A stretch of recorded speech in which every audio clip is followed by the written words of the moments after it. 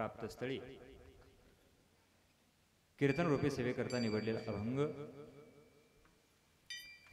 महान भगवत भक्त विश्ववंद्य विश्वसंत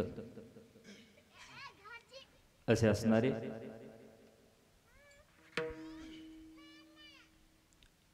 देहू निवासी जगाचा संसार सुखाचा व्हावा म्हणून स्वतःच्या संसाराची राखरांगोळी करणारी देहूचे सुप्रसिद्ध साधू जगद्गुरु तुकोबारे त्यांच्याच गाथ्यातील आजच्या दिवसाला साजेल असा अभंग आहे। या अभंगाच्या माध्यमातून जगद्गुरु तुकोबारे तुम्हाला जे शरीर मिळाले त्या शरीराला मोक्ष मिळावा याच्याकरता काय केलं पाहिजे याचं उत्तर देणारा हा अभंग आहे। विठ्ठल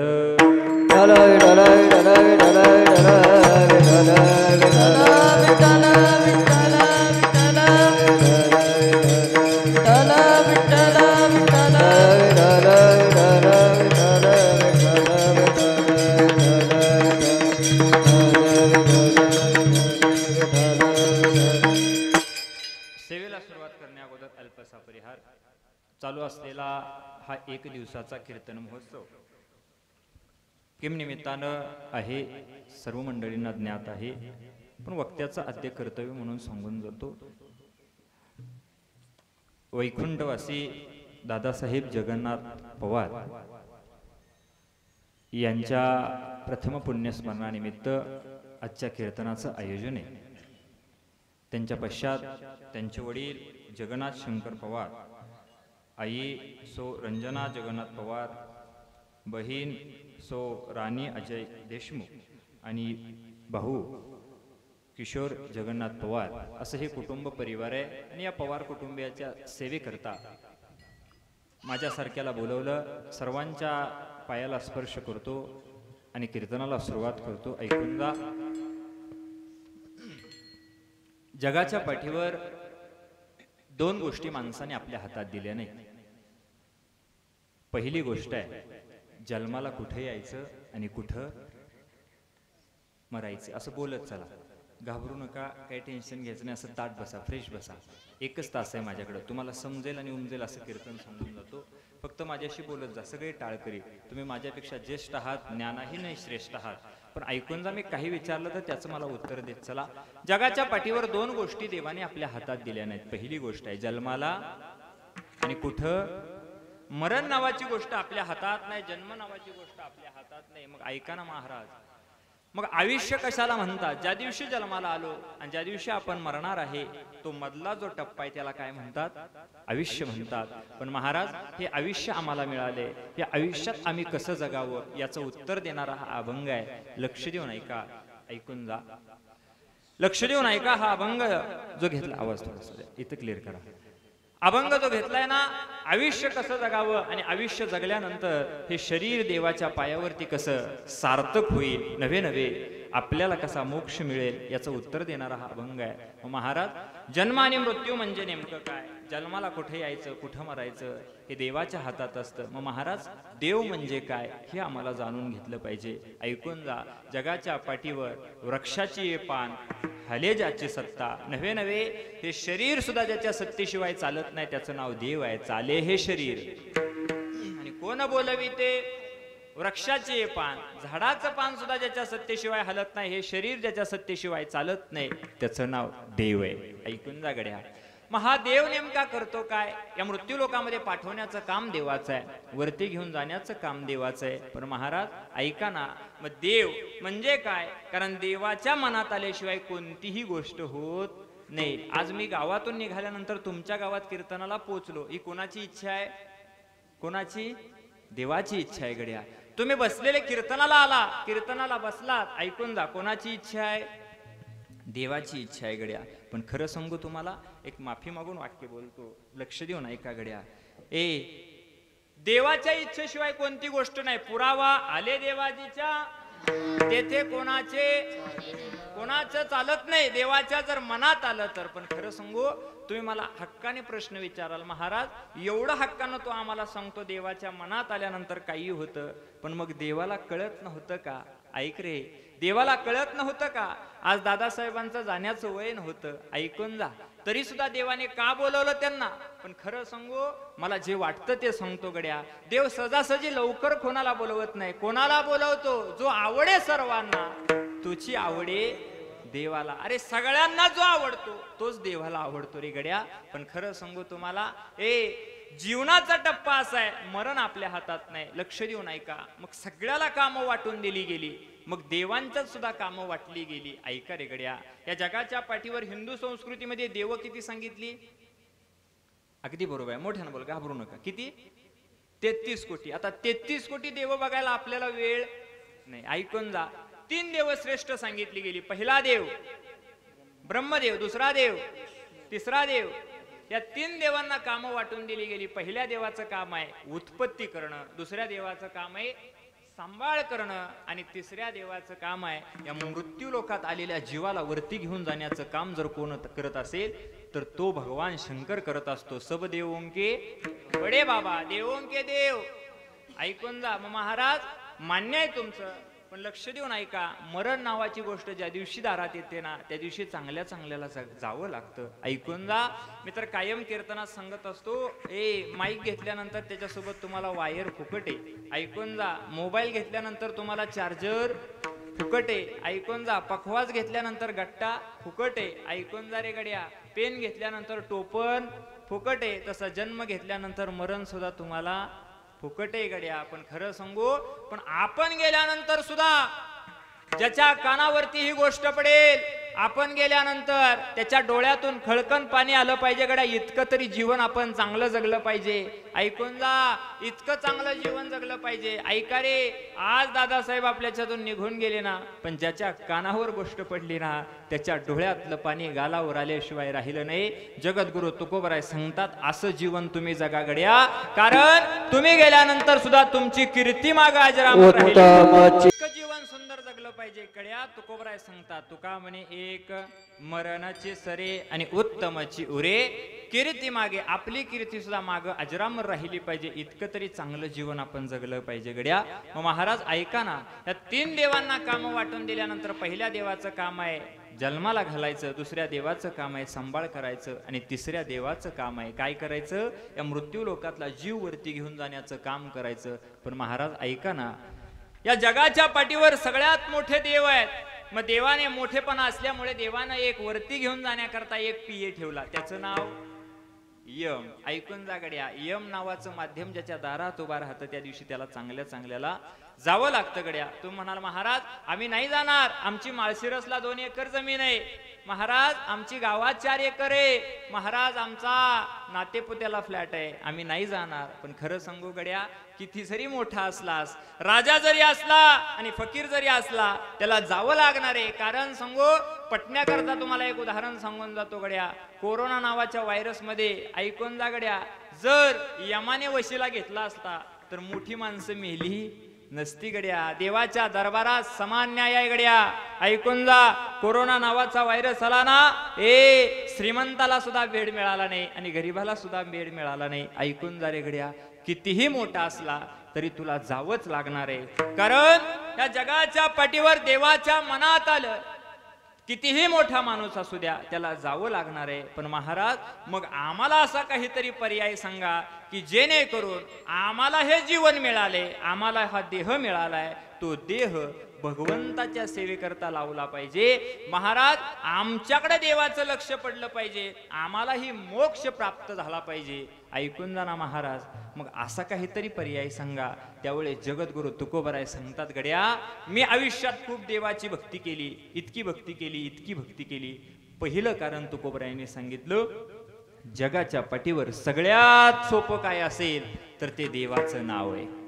बसता उठता तू देवाचं नाव घे. कारण सांगू, किती मोठं नाव आहे. नामसंकीर्तन साधन पै सोपे आणि जळतील पापे जन्मांतरीचे. अनेक जन्माचं पाप जळण्याची ताकद जर देवाच्या नावामध्ये आहे गड्या, मग ते नाव घे. जगद्गुरु तुकोबरायांना लोकांनी सांगितलं, महाराज आम्हाला इतका वेळ नाही, देवाचं नाव घेण्याकरता आम्हाला वेळ नाही, पण ऐका ना महाराज, काहीतरी सोपा पर्याय सांगा. मग जगद्गुरु तुकोबराय सांगतात, अरे हाच पर्याय आहे. काय पर्याय आहे? हाकारोनी सांगे तुका आणि नाम घेता देवाचं नाव घ्या गड्या. ऐकून जा, देवाचं नाव घेतल्यानंतर देवाच्या पायाजवळ जागा मिळते, हे सत्य आहे. पण महाराज ऐका ना, आम्हाला या संसार रूपी नावेमध्ये आम्ही बसलोय आणि या संसारामध्ये आम्हाला देवाचं नाव घ्यायला वेळ नाही. ऐकून जा, आम्हाला देवाचं नाव घ्यायला वेळ नाही, मग आम्हाला काहीतरी पर्याय सांगा. मग जगद्गुरु तुकोबराय सांगतात, अरे संसार रूपी नावेमध्ये ज्याला तू घेऊन बसलायस, संसार रूपी नावेमध्ये ज्याला तू घेऊन बसलायस, त्याचं नाव हे शरीर आहे. आणि हे शरीर तुला एक ना एक दिवस सोडून जाणार आहे. ज्या शरीरावरती तू अहंकार करतो, बंगला मी बांधला, ऐकून जा, गाडी मी घेतली, पण खरं सांगू तुम्हाला, ज्या शरीरावरती अहंकार करतो ना, ते शरीर सुद्धा तुला एक ना एक दिवस सोडून गेल्याशिवाय राहणार नाही. जगद्गुरु तुकोबरायांनी सांगितलं अभंगाचं पहिलं चरण. जगद्गुरु तुकोबराय सांगतात, आयुष्यातला कोणता दिवस कधी शेवटचा असेल सांगू शकत नाही. कोण दिवस येईल कैसा, नाही देहाचा भरोसा. ज्या शरीरावरती तुझा अहंकार आहे, ते शरीर सुद्धा तुला एक ना एक दिवस सोडून गेल्याशिवाय राहणार नाही. जगद्गुरु तुकोबरायांना प्रश्न करणारी लोक फार हुशार होती. तुकोबरायांना सांगितलं, महाराज तुम्ही आम्हाला सांगता देवाचं नाव घ्या, तुम्ही रात्रंदिवस देवाचं नाव घेता, देवानं असं तुमच्यासाठी केलं तरी काय गड्या. ऐकून जा, जगद्गुरु तुकोबराय सांगतात, देवानं काय केलं, अरे ज्या देवाची वाट पाहतात सगळे, तो देव माझ्या दारात उभा राहिला. पाहुणे घरासी आजी आले ऋषिकेशी. ऐकून जा रे गड्या, माझ्यासाठी देव माझ्या घरी आला होता. महाराज अजून काय केलं देवाने, ऐक रे घड्या, देव मागे पुढे उभा राहे सांभाळीत. ऐकून जा रे गड्या, आपल्या पाठीमाग पुढं उभा असतो. आणि खरं सांगू, ज्या संसारावरती तुम्ही सगळे अहंकार करता, ज्या संसारामध्ये तुम्ही डुबलाय, तो संसार सुद्धा माऊली म्हणतात मी सुखाचा केला असता. अवघाची संसार सुखाचा खरी, पण ऐकून जा, कोणाच्या जीवावर जाईन गे माये आणि भेटे ना माहेरा, माहेराला जाईल. लक्ष देऊन ऐका गड्या, जगाच्या पाठीवर देवावर विश्वास असेल ना, विठ्ठल विठ्ठल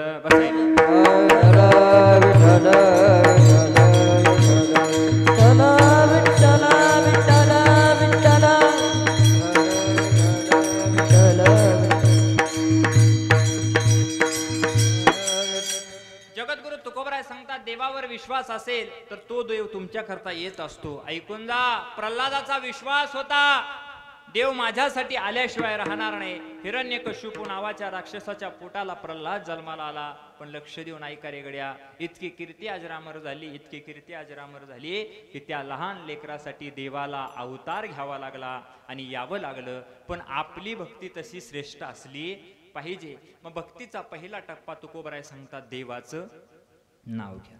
जगद्गुरु तुकोबरायांना काही लोकांनी सांगितलं, महाराज आम्ही संसारामध्ये डुबलेली माणसं आहे, संसारामध्ये रमलेली माणसं आहे, आम्हाला काहीतरी सोपा पर्याय सांगा जेणेकरून आमच्या संसाराचा उद्धार होईल, आमचा उद्धार होईल. जगद्गुरु तुकोबराय हसतात आणि सांगतात, गड्या माझ्याकडे असा काही पर्याय नाही, पण तुझ्यासाठी पर्याय सांगून जातो. जगद्गुरु तुकोबरायांनी दुसरा पर्याय सांगितला. तो पर्याय म्हणजे काय आहे, ऐकून जा. दुसऱ्या चरणात जगद्गुरु तुकोबराय सांगतात, व्रत करा भरा अमृताच्या. ऐकून जा, एकादश केल्यानंतर काय होतं लक्ष देऊन ऐका. मग एकादश कशी करावी, ऐका रे गड्या. तुम्ही माहितीये तुम्हाला एकादश म्हणजे काय, जो वारकरी आहे ना त्याला जाऊन विचारा एकादश नेमकी काय असते. ऐका रे गड्या, एकादशीला काय करावं, ऐकून जा. ज्या दिवशी एकादश आहे त्याच्या आदल्या दिवशी शाबू भिजत हेच आम्हाला माहिती आहे, पण महाराज थोडस सोपं करून सांगा, एकादशीला काय करावं, पोटाला आराम द्यावा, उपवास करावा. ऐक रे गड्या, त्या पांडुरंगाचा वारकरी आहे ना, त्या पांडुरंगाची सकाळी पूजा करावी, स्नान करावं गड्या. आणि एकादशी दिवशी जर अन्न नाही सेवन केलं ना तर काय होतं, व्रत करा आणि भरा अमृताच्या राशी. अमृत नावाची गोष्ट तुम्हाला प्राप्त झाल्याशिवाय राहत नाही. ऐका रे गड्या, अमृत नावाची गोष्ट प्राप्त झाल्याशिवाय राहत नाही. एकादश केल्याने मग महाराज एकादश नेमकी किती वेळा येते, महिन्यातनं 10 वेळा 2 वेळा. ऐकून जा गड्या, मग ती 2 वेळाची जर एकादश केली तर डायरेक्ट अमृत पिलेल्याचं पुण्य लागतं. कशाच्या जोरावर, ऐक रे गड्या, अमृत पिलेल्याचं पुण्य कशाच्या जोरावर लागतं. ऐकून जा. मग अमृत कोणाला मिळालं, पहिली शंका. ऐकून जा, अमृत कोणाला मिळालं सांगून जातो. ज्यावेळेस इंद्राची संपत्ती समुद्रामध्ये पडली आणि समुद्राचं मंथन झालं आणि त्या मंथनामधून अनेक गोष्टी बाहेर पडल्या, त्याच्यातूनच एक अमृत नावाची गोष्ट बाहेर पडली. मग ते अमृत देवाला द्यायचं का दानवांनी घ्यायचं याच्यात भांडण सुरू झालं. आणि भांडण सुरू असताना ते अमृत थोडंसं सांडलं गेलं आणि मृत्यूलोकामध्ये येऊन पडलं. आणि त्या मृत्यूलोकात आल्यानंतर लक्ष देऊन ऐका, ते अमृत जर कोणाला मिळालं असेल,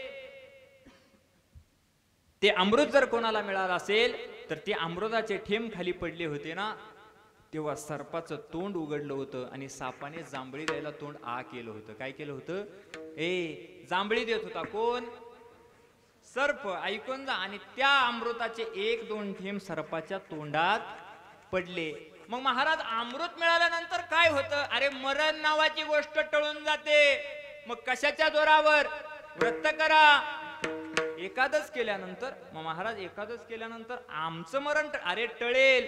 कारण सांगू, सर्प नावाची गोष्ट आहे ना, मेल्याशिवाय सर्प कधीच मरत नाही, मारल्याशिवाय सर्प कधी मरत नाही. सर्पाने जर कातन सोडली तर सर्प परत 18-20 वर्षाचा होतो. ऐकून जा, साप कधी सुद्धा मरत नाही. मग महाराज, अजून कोणाला अमृत मिळालं? पुरावा नंबर 2. ऐकून जा, तुम्ही शेतकरी माणसं आहे, लक्ष देऊन ऐका. तुम्ही शेतात काय पीक घेता? ऊस. ऊस लावता का तुम्ही? मोठ्यानं बोला ना. ऊस लावता. ऐकून जा, ऊस लावावा लागतो का उगवून येतो? लावावा लागतो. ऐकून जा रे गड्या. पण लक्ष देऊन ऐका, माझ्या दुसऱ्या प्रश्नाचं उत्तर द्या. ऊस लावावा लागतो आणि त्या ऊसामधलं गवत पेरावं लागतं का उगवून येतं? किती बी बायका लावल्या तरी ते येतच असतं. त्या अमृताचे काही ठेम ऐकून जागड्या त्या गवतावरती पडले आणि गवताला असं वरदान मिळालं, कितीही करोडाची इमारत बांधू दे आणि त्याच्यात जरी गॅप पडला तर त्याच्यात सुद्धा तू उगवून येणार. पण कशाच्या जोरावर? हे अमृत तुम्हाला मिळू शकतं. कशाच्या जोरावर? व्रत करा. 10व्या वेगात सांगून जातोय तुम्हाला, ऐकून जा. एकादश केल्यानंतर ह्या गोष्टी होतात. महाराज, मान्य आहे आम्हाला, एकादश केल्यानंतर अमृत पिलेलं पुण्य लागतं. पण ऐका ना महाराज, आम्हाला इतका सुद्धा वेळ नाही. या 10व्या युगामध्ये आम्हाला रोज काम करावं लागतं. ती पोटाला उपवास, एकादश असलं काही सांगू नका. उपवास धरायचं काय सांगू नका. आम्हाला काहीतरी सोपं सांगा. सोपं सांगा म्हटल्यानंतर जगद्गुरु तुकोबराय सांगतात, अरे हा पर्याय खूप सुंदर आहे, खूप सोपा आहे. एकादश केल्यानंतर तुला अमृताची प्राप्ती होईल. महाराज, देवाचं नाव झालं, एकादश झाली, आम्हाला पर्याय नंबर 3 सांगा. पर्याय नंबर 3 तुकोबरायांनी सांगितला. पहिले 2 पर्याय तुम्हाला मान्य नसतील तर ऐकून जा रे गड्या, तिसरा पर्याय सांगितला.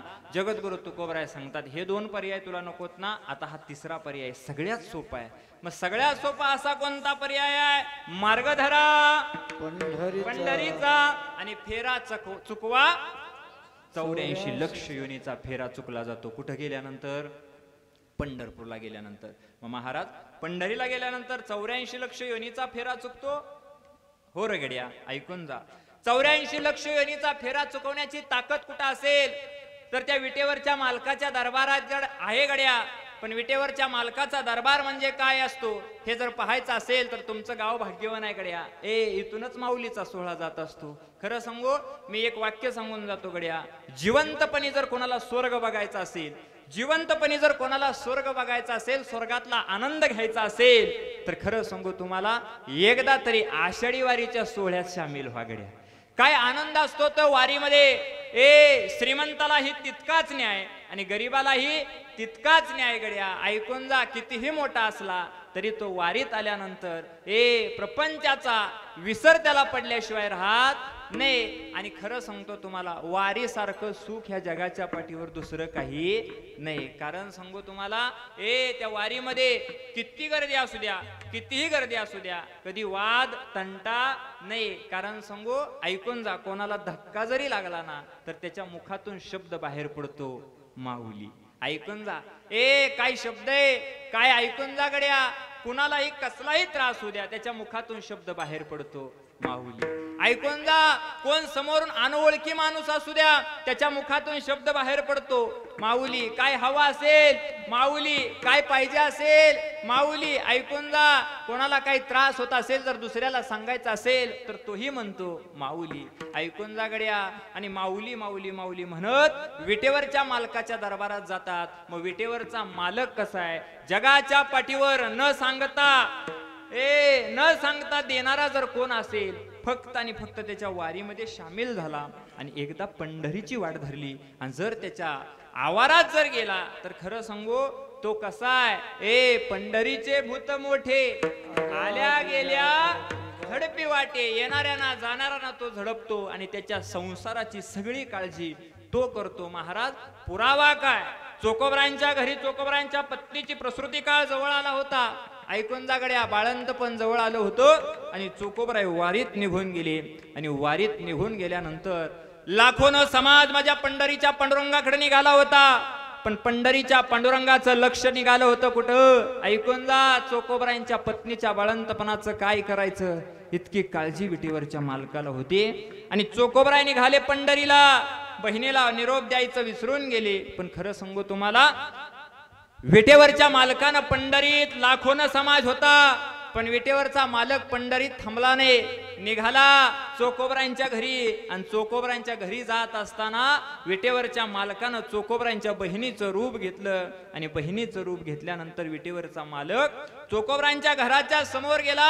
आणि घराच्या समोर गेल्यानंतर चोकोबरांच्या दरवाजावरती थाप टाकली आणि हाक मारली.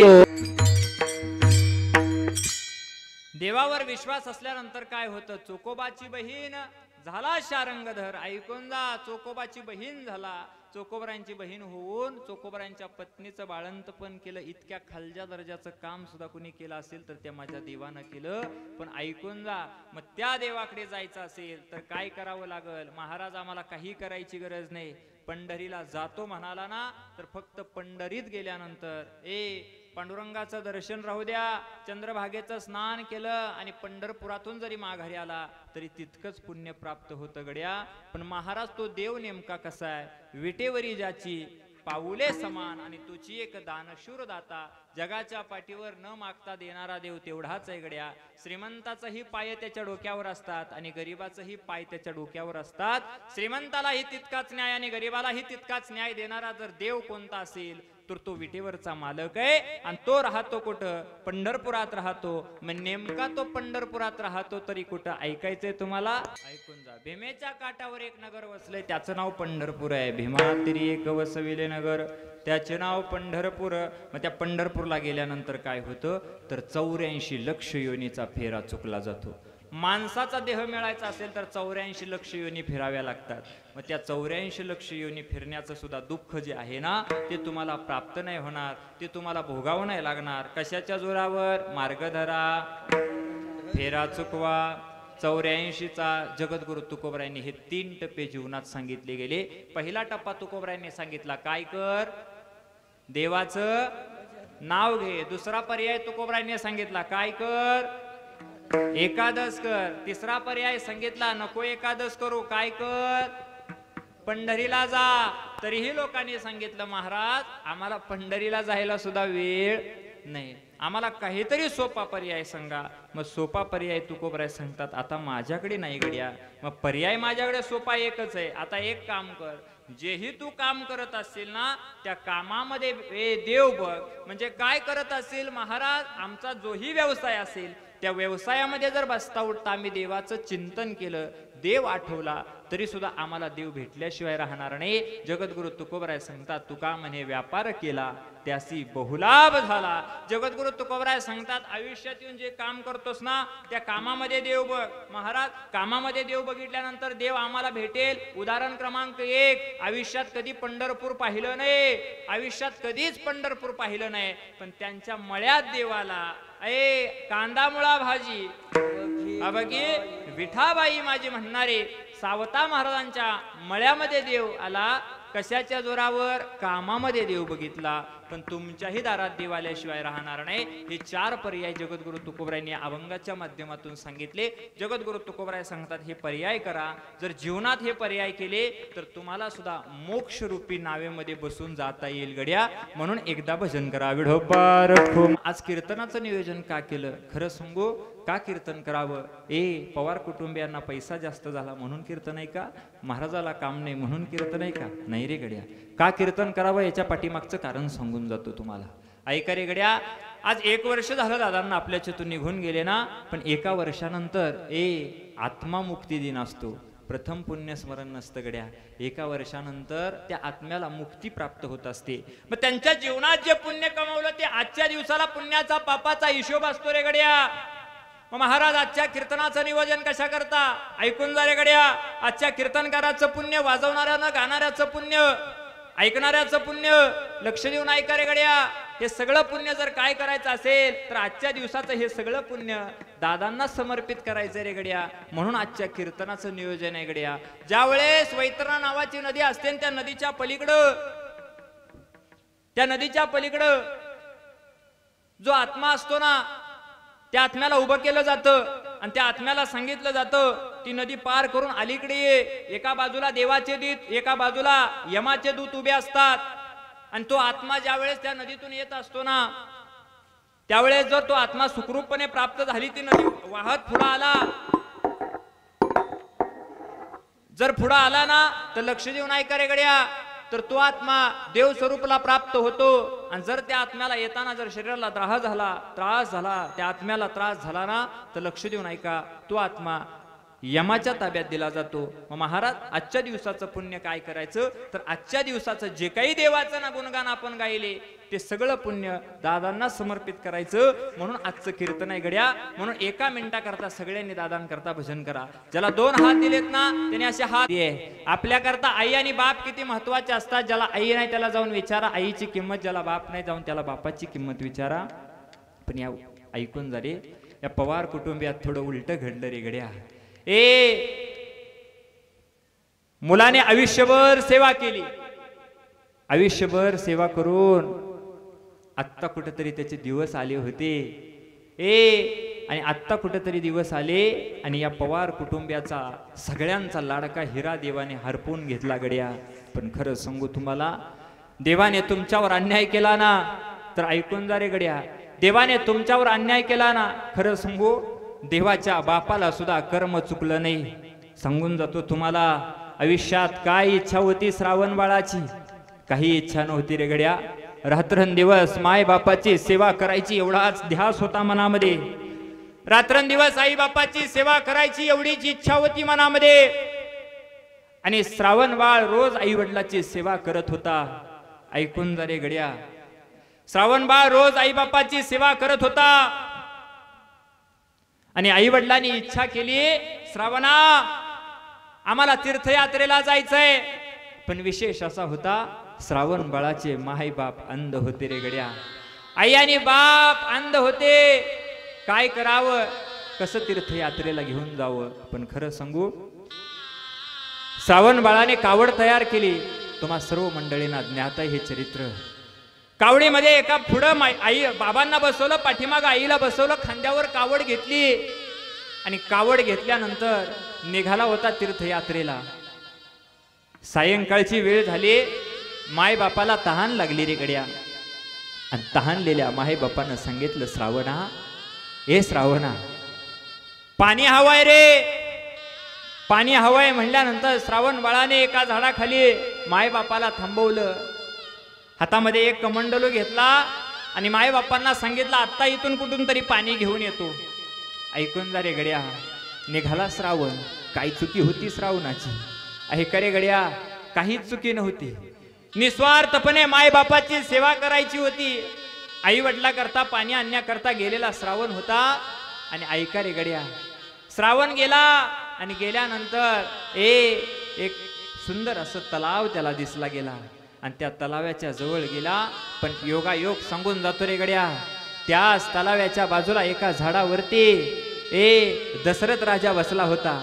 आणि दशरथ राजा सकाळपासून शिकारीच्या शोधात होता. आणि पाण्याच्या जवळ श्रावण बाळ गेला आणि पाण्यामध्ये कमंडलू बुडवला गेला आणि कमंडलू पाण्यात बुडवला आणि पाण्याचा आवाज झाला. दशरथ राजाच्या लक्षात आलं पाणी पिण्याकरता पाणी पिण्याकरता कोणता तरी प्राणी आला असावा, म्हणून दशरथ राजाने कसलाच विचार नाही केला. ऐका रे गड्या, तिकडून बाण काढला आणि बाण सोडून दिला. श्रावणाने पाणी हातात घेतलं होतं आणि माघारी जायला निघाला होता, तोपर्यंत बाण आला आणि श्रावणाच्या छातीत घुसला गेला. गड्या ऐकून जा. आणि श्रावणाला बाण लागला आणि आई ग अशी किंकाळी झाली आणि श्रावण खाली पडला गेला. पण प्रसंग असा घडला, दशरथ राजाच्या कानावरती ही गोष्ट गेली. आवाज ऐकला, हा प्राणी नसून कोणतरी मनुष्य जीव आहे. म्हणून दशरथ राजा खाली उतरला गेला आणि खाली उतरल्यानंतर दशरथानं पाहिलं तर श्रावण बाळ होता. श्रावणाला मांडीवरती घेतलं आणि श्रावण बाळाला सांगितलं, अरे बाळा, इतक्या रात्रीच्या वेळी इथं का आला म्हणल्यानंतर श्रावण बाळानं घडलेला प्रसंग सांगितलं. आणि प्रसंग असा घडला, श्रावण बाळाने जाताना एकच सांगितलं, एक काम करा, इथून पुढे गेल्यानंतर एका झाडाखाली माझे अंध माता पिता बसलेत, हे पाणी घ्या आणि माझ्या माय बापाला देऊन या. असं सांगितल्यानंतर श्रावणाने प्राण सोडला. दशरथ राजाने हातात कमंडलू घेतला आणि जड पावलाने निघाला होता श्रावण बाळाच्या आई बापाकडं. जड पावलाने श्रावण बापाच्या आई बापाकडे गेला आणि पायाचा आवाज झाल्यानंतर श्रावणाची आई सांगते, ए बाळा, इतका का उशीर लावला, कुठे गेला होता रे तू? ऐक ना बाळा, काय झालं? बाबा विचारतायत, ए बाळा, इतक्या रात्री पाणी आणायला पाठवलं म्हणून रागवला का रे? बोल ना. दशरथ राजा बोलायला तयार नाही. त्यावेळेस दशरथ राजाने पाणी हातामध्ये दिलं आणि हातामध्ये दिल्यानंतर प्रसंग असा घडला, पाणी हातामध्ये दिलं, पण हातामध्ये घेतलेलं पाणी माय बापाने सांगितलं, जोपर्यंत तू आमच्याशी बोलत नाही ना तोपर्यंत आम्ही पाणी पिणार नाही. असं सांगितल्यानंतर प्रसंग असा घडला, दशरथ राजाचा नाविलाज झाला आणि दशरथ राजाला बोलावं लागलं, मी अयोध्येचा राजा दशरथ आहे, ऐकून जा रे गड्या. मग आमचा श्रावण कुठे? सांगितलं गेलं, माझ्याकडून चूक घडली गेली, माझ्याकडून श्रावणाला बाण लागला आणि श्रावण बाळ गतप्राण झाला. हे शब्द कानावर ऐकताच ऐकला रे गड्या.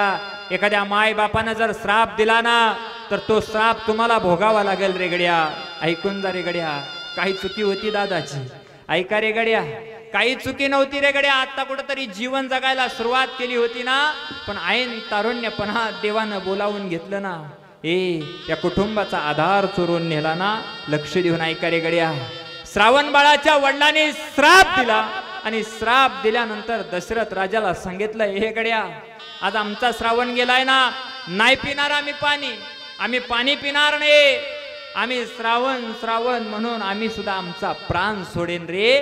पण मी तुला श्राप देतो, तुलाही पोरं होती, पण अंतकाळीच्या वेळी तुझ्याजवळ एकही राहणार नाही. आणि आम्हाला जसं मरण आलं ना तसंच तुला सुद्धा मरण आल्याशिवाय राहणार नाही रे गड्या. आणि तो आई बापाचा श्राप खरा ठरला आणि दशरथ राजा जगाच्या मालकाचा बाप झाला, तरी सुद्धा कर्म भोगावं लागलं. ऐकून जा रे गड्या. मग या कर्माचा फेरा कुणालाही चुकत नाही. म्हणून सांगून जातो रे गड्या, आई आणि बापाचा सांभाळ करा. आणि आई बापाचा जर सांभाळ केलात ना तर काय होतं, तर जगाचा बाप तुमच्या दारात आल्याशिवाय राहत नाही रे गड्या. जगाच्या पाठीवर आई आणि बाप नसल्यानंतर तुम्ही म्हणाल, महाराज आई बाप नसल्यानंतर आम्हाला कोण आहे? तर खरं सांगू, जगाच्या पाठीवर आई नसल्यानंतर एक नातं आहे रे गड्या.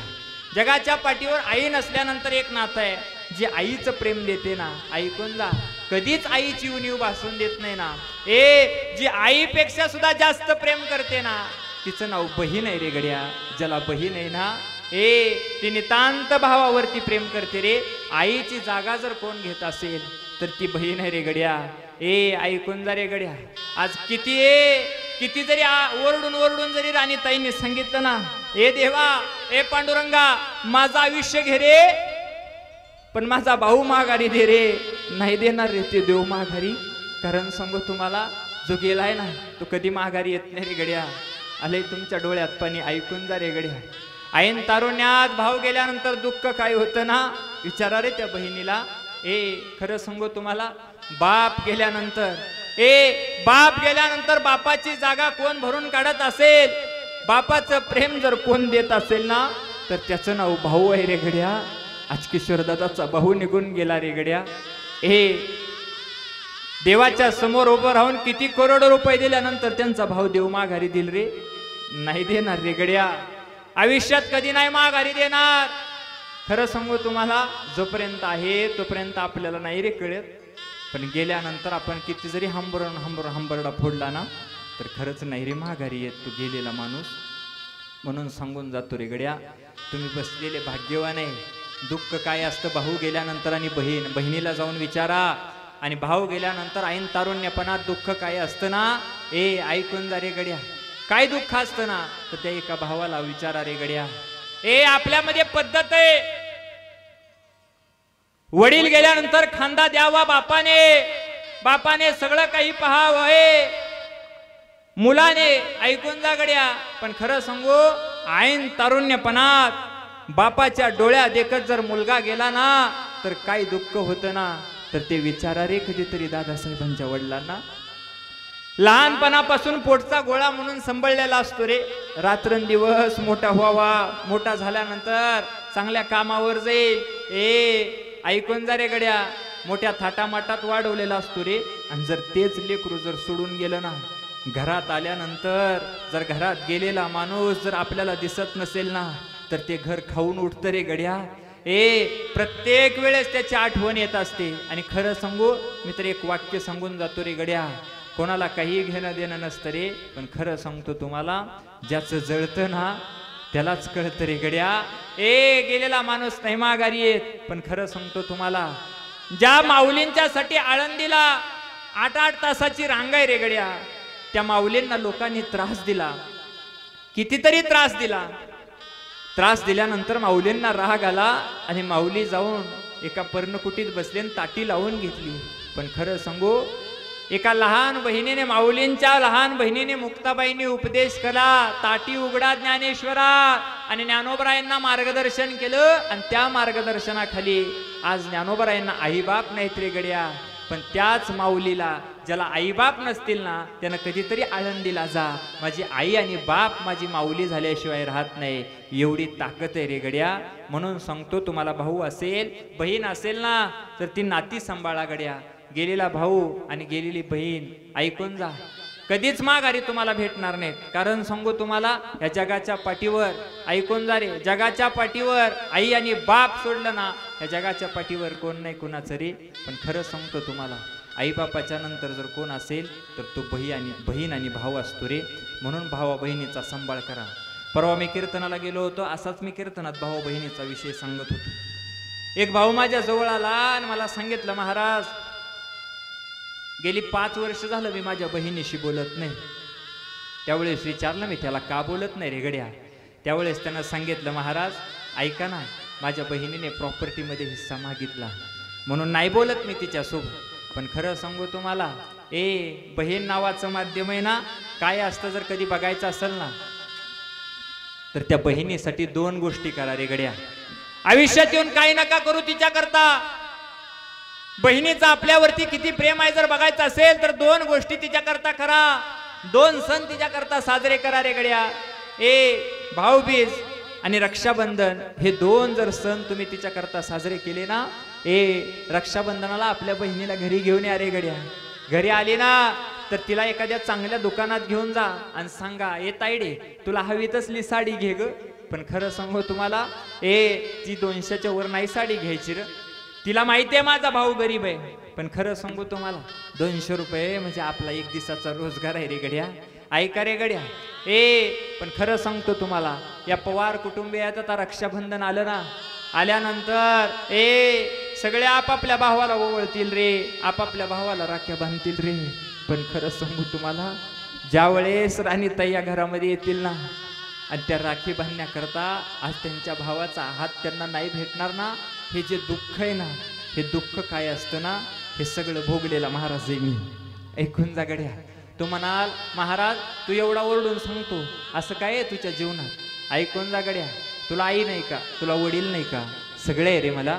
पण आई आणि बाप गेल्यानंतर, बहीण गेल्यानंतर, भाऊ गेल्यानंतर दुःख काय असतं ना, गेली 6 वर्ष झालं मी भोगतोय रे गड्या. ही लहान लहान लेकरं पाहताय ना तुम्ही. माझी विट्यापासून धामणी नावाचं गाव आहे माझं.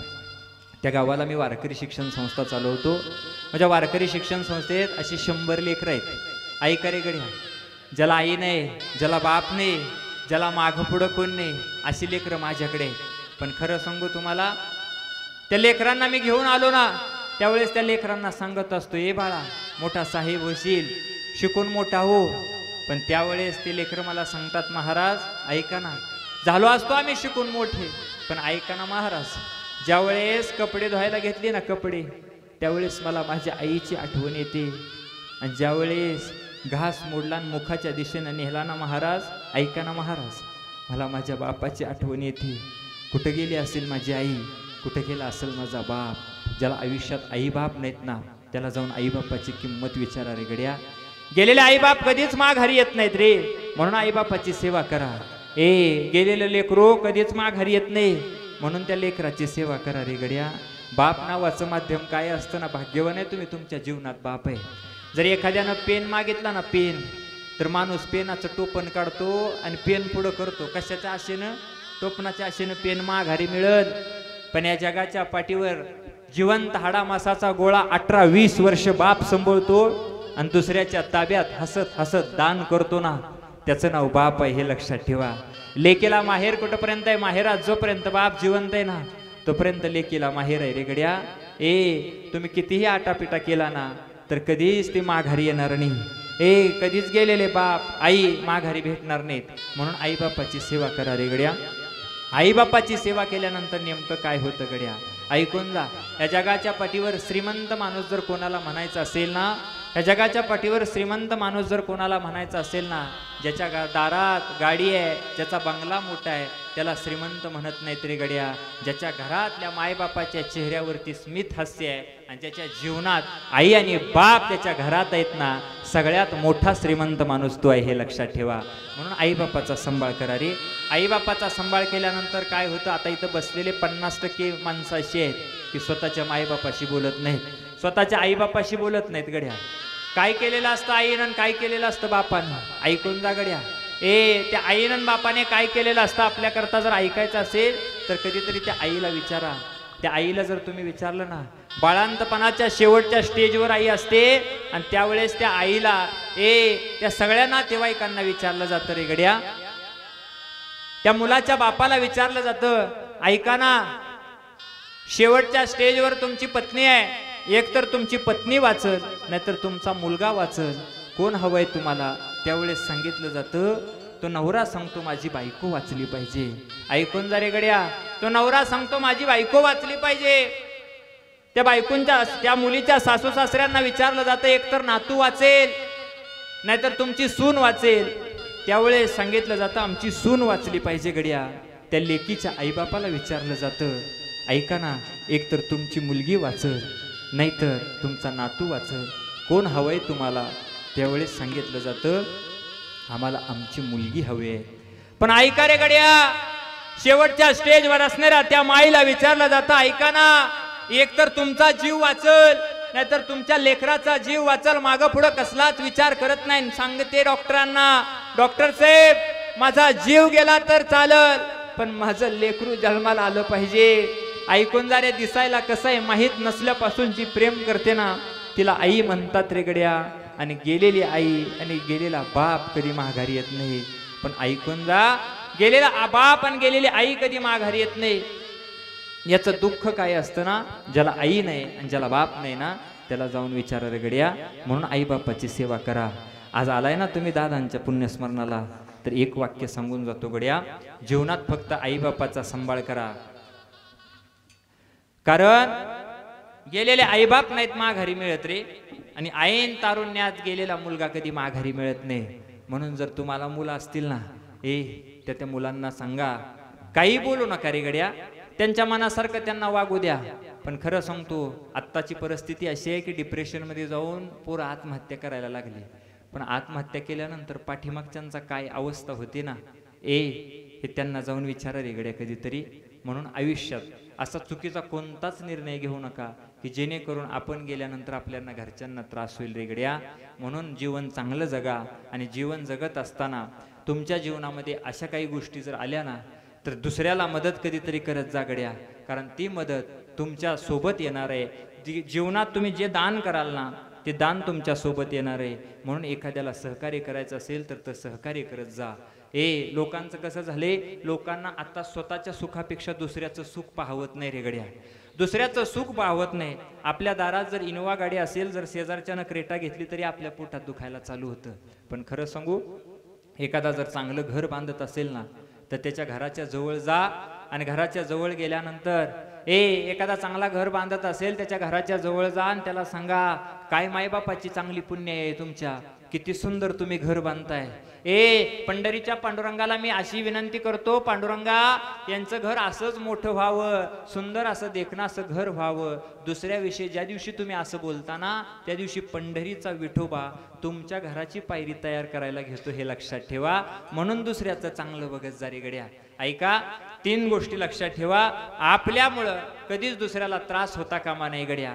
आपल्यामुळं दुसऱ्याला कधीच त्रास होता कामा नाही. आणि ऐकून जा, दुसरी गोष्ट अशी आहे की बांधाच्या भांडणामध्ये ऐकून जा, बांधाच्या भांडणामध्ये आपला स्वतःचा सक्का भाऊ कधी विसरू नका रे गड्या. ज्यावेळेस तुमच्याकडे सुखाचे दिवस असतात ना सगळं गाव तुमच्याकडे येईल गड्या. पण खरं सांगू, ज्या दिवशी दुःख तुमच्या जीवनात येईल ना त्या दुःखाचा वाटेकरी फक्त तुमच्या जीवनात तुमचा भाऊ असतो, हे लक्षात ठेवा. म्हणून भावाला सुद्धा विसरू नका रे गड्या. भावाचं आणि बहिणीचं नातं काय असतं ना, कधीतरी या पवार कुटुंबियाच्यात या आणि बसा आणि त्यांना विचारा, भाऊ गेल्यानंतर काय दुःख आहे गड्या. बहीण त्या बहिणीला विचारा की स्वतःचा भाऊ गेल्यानंतर काय दुःख होतं. हे जर कधीतरी त्यांना विचारलं ना तर खरं सांगू, तुम्हालाही तुमच्या जीवनामध्ये भावाची आणि बहिणीची किंमत कळायल्याशिवाय राहणार नाही. आलोय तुमच्या गावाला, येण्याचा योग आला. ऐकून जा गड्या. यदा कदाचित ऐन तारुण्यात जर कोणाचा बाप गेला असेल, जर लहान लेकरं असतील तर खरं सांगू, या आज दादांच्या पुण्यस्मरणानिमित्त तुम्हाला सांगून जातो, यदा कदाचित जर महाराष्ट्रामध्ये तुम्ही फिरत असताना जर तुमच्या निदर्शनात असं एखादं लेकरू आलं की ज्याला आई नाही, ज्याला बाप नाही, ऐकून जा गड्या, असं लेकरू आलं तर बिंदास्त आमच्या वारकरी शिक्षण संस्थेत पाठवून द्या. माझ्याकडं मुलांना 1ही रुपयाची फी मी घेत नाही. सगळ्या मुलांची सोय मोफत केली जाते. राहण्याचा, खाण्याचा, जेवणाचा सगळा खर्च आमची वारकरी शिक्षण संस्था करत असते. ऐकून जा. ही सगळे लहान लेकरं आहेत ना, आता ते 2 नंबरला उभा आहे ना, त्याला विचारा, त्याला आई नाही गड्या. ऐकून जा. त्याची आई त्याच्या जीवनातून निघून गेली. ऐका रे गड्या, त्याची आई त्याच्या जीवनातून निघून गेल्यानंतर त्या लेकराला दुसरी आई मिळावी म्हणून बापाने दुसरं लग्न केलं. पण खरं सांगू तुम्हाला, त्या लेकराला आई नाही मिळाली, त्याचा बापच निघून गेला. ऐका गड्या, पण खरं सांगू तुम्हाला, पण त्या लेकराला कधीतरी जाऊन विचारा त्याला कधीतरी, आई गेल्यानंतर दुःख काय असतं. ते लेकरू उभा राहतं देवाच्या समोर आणि देवाच्या समोर उभा राहून त्या देवाला हात जोडतं आणि देवाला विचारतं, देवा काय चुकी होती रे, माझ्या आयुष्यात कोणता असा गुन्हा घडला की माझ्या आईला देवा तू घेऊन गेला. आज हे पवार कुटुंबीय देवाच्या समोर उभा राहून विनंती करत असेल देवाला की काय चुकलं होतं आमचं, देवा काय चुकलं होतं आमचं की आमचा मुलगा तू एवढ्या लवकर घेऊन गेला. देवाला विचारत असेल राणीताई, देवा काय चुकी होती रे की माझा भाऊ तू देवा लवकर घेऊन गेला. कधीतरी किशोर भैया म्हणत असतील रे गड्या, देवा का आमच्या दादाला घेऊन गेला. पण खरं सांगू तुम्हाला, हे दुःख काय असतं ना, कधीतरी ज्याला आई नाही, ज्याला बाप नाही आणि ज्याचा मुलगा गेलाय ना, त्यांना हे जाऊन दुःख विचारा गड्या. आई गेल्यानंतर दुःख काय असतं ना, अशा लहान लेकरांना विचारा रे गड्या. लहानपणामध्ये जर आई आणि बाप गेल्यानंतर जर दुःख काय होत असेल ना, तर ते दुःख काय असतं ना, ते लेकरू देवाच्या समोर उभं राहून हंबरडा फोडतं सांगतं, देवा